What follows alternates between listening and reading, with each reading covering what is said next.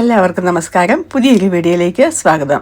ഇന്ന് നമ്മൾ നല്ലൊരു നാടൻ വട്ടയപ്പത്തിൻ്റെ റെസിപ്പി ആയിട്ടാണ് വന്നിരിക്കുന്നത്. ശർക്കര ചേർത്തുകൊണ്ടുള്ള വട്ടയപ്പം എങ്ങനെയാണ് നല്ല സോഫ്റ്റും അതുപോലെ തന്നെ പഞ്ഞിക്കെട്ട് പോലെ ഉണ്ടാക്കുന്നതെന്നാണ് ഇന്ന് വീഡിയോ കാണിക്കുന്നത്. ചില സ്ഥലങ്ങളിലൊക്കെ പഞ്ചസാര ചേർത്ത് വെള്ള കളറിലും ഉണ്ടാക്കും.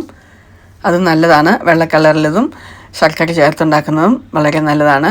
ഇത് വളരെ സോഫ്റ്റും അതുപോലെ നല്ല പഞ്ഞിക്കെട്ട് പോലത്തെ നമുക്ക് ചായക്കൊക്കെ കഴിക്കാൻ പറ്റിയ നല്ല സൂപ്പറായിട്ടുള്ള ടേസ്റ്റുള്ള ഒരു വട്ടയപ്പമാണ്. അപ്പോൾ അതെങ്ങനെയാണ് ഉണ്ടാക്കുന്നത് നമുക്കൊന്ന് കണ്ടു നോക്കാവേ. അതിനുവേണ്ടി ഇവിടെ ഇത് ഒരു ഗ്ലാസ് അരി ഞാനൊരു 4 മണിക്കൂർ നേരം കുതിർത്ത് വെച്ചിട്ടുണ്ടായിരുന്നു. നന്നായിട്ടൊരു 3 വട്ടം കഴുകി നല്ല വെള്ളത്തിലാണ് കുതിരാൻ വെച്ചത്. ഇതിപ്പം ഒരു 4 മണിക്കൂർ കുതിർന്ന അരിയാണ്. ഇനി നമുക്കിത് മിക്സിയുടെ ജാറിലേക്ക് ഇട്ട് കൊടുക്കാം.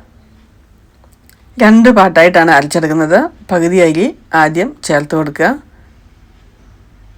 ഒറ്റ വട്ടത്തിൽ അരയ്ക്കുമ്പോൾ നമുക്ക് ചോറും തേങ്ങയൊക്കെ ഇതിനോടൊപ്പം ചേർക്കാനുണ്ട്. അതുകൊണ്ടാണ് 2 പ്രാവശ്യമായിട്ട് അരച്ചു കൊടുക്കുന്നത്. ഇനി 1 കപ്പ് തേങ്ങയാണ് എടുത്തിരിക്കുന്നത്. അതായത് ഒരു വലിയ മുറി തേങ്ങയാണ് ഞാനിവിടെ ചിരവി എടുത്തിരിക്കുന്നത്. ആ തേങ്ങയുടെ പകുതിയും കൂടെ ഇതിൻ്റെ ഉള്ളിലേക്ക് ചേർത്ത് കൊടുക്കാവേ. തേങ്ങ പകുതി ചേർത്ത് കൊടുത്തതിന് ശേഷം പിന്നെ അടുത്തതായിട്ട് നമ്മൾ ചേർത്ത് കൊടുക്കുന്നത് 1 കപ്പ് ചോറാണ്.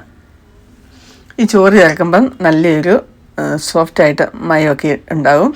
കപ്പി കാച്ചി ചേർക്കാം, എന്നാലും കുഴപ്പമില്ല. കപ്പി കാച്ചി ചേർത്താലും ഒരു 2 സ്പൂൺ ചോറും കൂടെ അരയ്ക്കുവാണെങ്കിൽ നല്ല സോഫ്റ്റായിട്ട് കിട്ടും വട്ടയപ്പമൊക്കെ, ഏതപ്പമാണെങ്കിലും.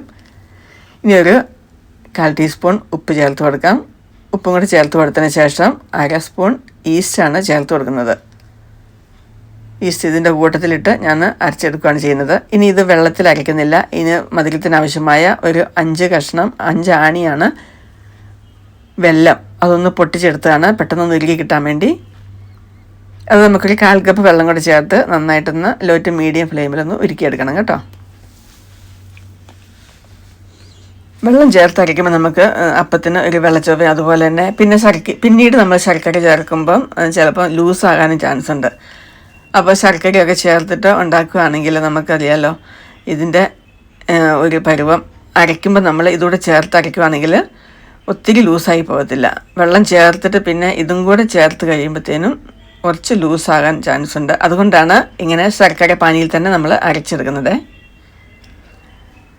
അപ്പോൾ ഇത് നന്നായിട്ട് ഉരുകി വന്നിട്ടുണ്ട്. തണുക്കാൻ വേണ്ടി മാറ്റി വെച്ചിട്ടുണ്ടായിരുന്നു. അരിച്ചെടുക്കണം. അടിയിൽ ചിലപ്പോൾ കല്ലൊക്കെ കാണും. ഒരു ചൂടോടുകൂടിയാണ്, ഒരു പകുതി ചൂട് പോയിട്ടുണ്ട്. അതിനുശേഷം അതിൻ്റെ പകുതി ഇതിനകത്തേക്ക് ഒഴിച്ചു കൊടുത്ത് നന്നായിട്ട് നല്ല പേസ്റ്റ് രൂപത്തിലൊന്ന് അരച്ചെടുത്തിട്ടുണ്ടാകാം.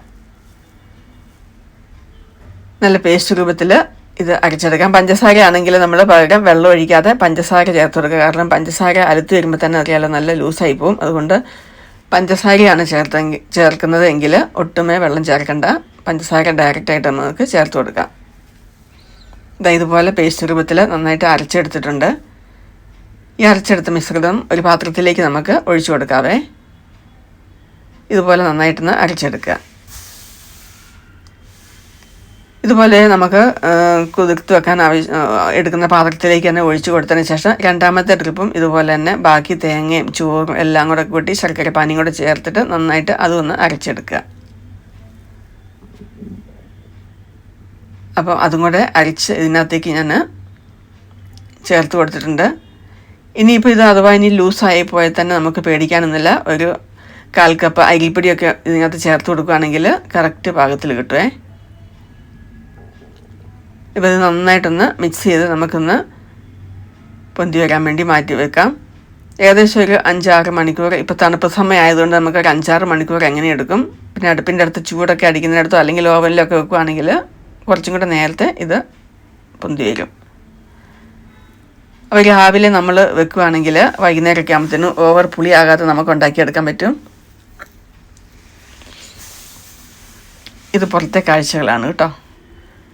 നല്ല വ്യൂ ആണ്. തെങ്ങ് തോട്ടമൊക്കെ ഉള്ളപ്പം മുകളിൽ നിന്ന് കാണുമ്പോൾ നല്ല ഭംഗിയുണ്ട്. അത് ഞാനൊന്ന് വെറുതെ പിടിച്ചെന്നേ ഉള്ളൂ. അപ്പോൾ അങ്ങനെ നമ്മുടെ അപ്പത്തിൻ്റെ മാവ് ഇവിടെ പൊളിച്ച് വന്നിട്ടുണ്ട്. ഇനിയും ഏലക്ക പൊടിച്ചത് ഒരു 5 ഏലക്ക പൊടിച്ച ആണ് ചേർത്ത് കൊടുത്തിരിക്കുന്നത്. അതുകൂടെ ചേർത്ത് കൊടുത്ത് നന്നായിട്ട് ഇതൊന്ന് മിക്സ് ചെയ്തെടുക്കാം.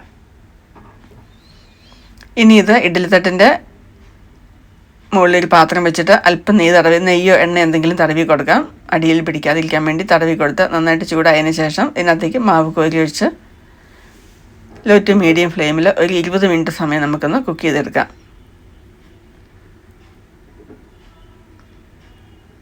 അപ്പോൾ ഇതുപോലെ എനിക്ക് 3 ഉണ്ടാക്കിയെടുക്കാൻ കിട്ടിയിട്ടുണ്ടായിരുന്നു. ഒരു ഹാഫ് ഭാഗം ഒഴിച്ചു കൊടുത്താൽ മതിയാകും, അല്ലെങ്കിൽ ഇത് പിന്നെ നമുക്ക് കട്ടി കൂടിയാലും ഒരു രസമില്ല കഴിക്കാൻ. അപ്പോൾ ഇത് കുക്കായി വന്നിട്ടുണ്ട്, തണുത്തിട്ടുണ്ട്. തണുത്തതിന് ശേഷം നോക്കുമ്പോൾ നല്ല സോഫ്റ്റായിട്ട് വന്നിട്ടുണ്ട്. നമുക്ക് കട്ടൻ ചായയുടെ ഒക്കെ കൂടെ ചെറിയ പീസായിട്ട് കഴിക്കാൻ നല്ലതാണ്. ഞാനിത് പ്ലേറ്റിലേക്ക് മാറ്റിയിട്ടുണ്ടായിരുന്നു. ഇറച്ചിക്കറിയുടെ കൂടെ എനിക്ക് ഭയങ്കര ഇഷ്ടമാണ്. നമ്മുടെ വീട്ടിലെ മക്കളൊക്കെ ഇറച്ചിക്കറിയുടെ കൂടെ കഴിക്കാൻ നല്ല രസമാണിത്. ഇനി രണ്ടാമത്തെ ട്രിപ്പ് ഇതുപോലെ തന്നെ നമുക്ക് ഉണ്ടാക്കിയെടുക്കാം. അത് ഒരു 4 തവിയാണ് ഞാൻ ഒഴിച്ചു കൊടുക്കുന്നത്.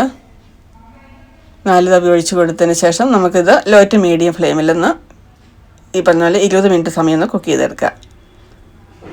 20 മിനിറ്റ് കുക്ക് ചെയ്ത് എടുത്തതിന് ശേഷം അതും തണുക്കാൻ വേണ്ടി മാറ്റി വെക്കാം. ഇപ്പം ഇതൊരു 20 മിനിറ്റ് ആയിട്ട് നമുക്ക് തുറന്ന് നോക്കാം.